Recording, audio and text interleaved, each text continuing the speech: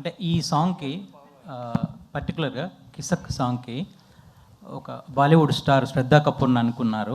But అనుకొని ఏమైందో తెలియదు. బట్ మీ దగ్గరికి వచ్చినప్పుడు ఇది మీరు ఒక ఛాలెంజింగ్గా ఫీల్ అయ్యారా లేదా ఒక బాధ్యతగా ఫీల్ అయ్యారా ఈ సాంగ్?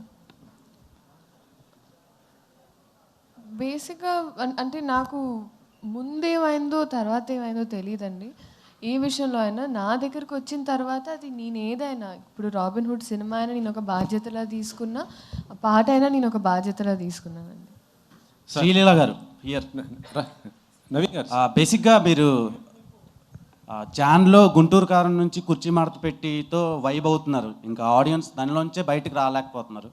ఇప్పుడు అసలే చలికి చచ్చిపోతుంటే ఇప్పుడు కిసిక్ అని ఒకటి వదిలేరు. So and last end with అంటే 2025 end with Robin Hood. So ఈ సంవత్సరం ఎలా అనిపించింది మీకు? అంత ఓపెనింగ్ అంత పెద్ద స్టార్తో చేసి అండ్ ఇప్పుడు రాబిన్ హుడ్ కూడా బిగ్ ఫిలిం. సో ఎలా ఉంది? మధ్యలో ఇన్ని సినిమాలు లాస్ట్ ఇయర్ ఏంటంటే మంత్కి ఒక సినిమా వస్తుండే, ఇప్పుడు తగ్గించారు. దానికి రీజన్ ఏంటి?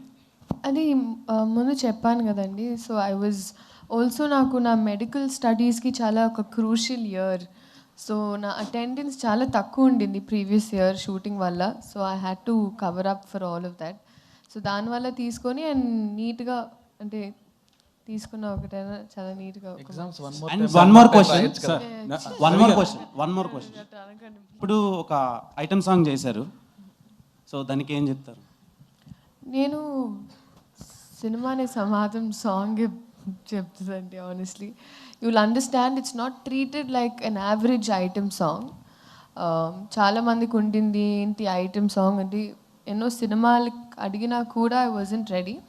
But it has a very strong reason. ఆ reason I think December 5th Pushpa release అయినప్పుడు మీకు తెలుస్తుంది. సార్ రవి గారు